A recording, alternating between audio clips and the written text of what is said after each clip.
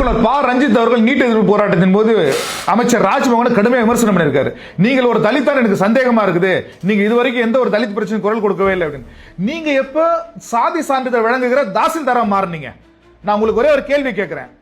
கடந்த 2021 2026 வரை திமுக கவர்மெண்ட்ல கிட்டத்தட்ட 59 ஆணவ படுகொலைகள் நடந்திருக்குது. என்னைக்காவது நீங்க வாய் திறந்து பேசிருக்கீங்களா?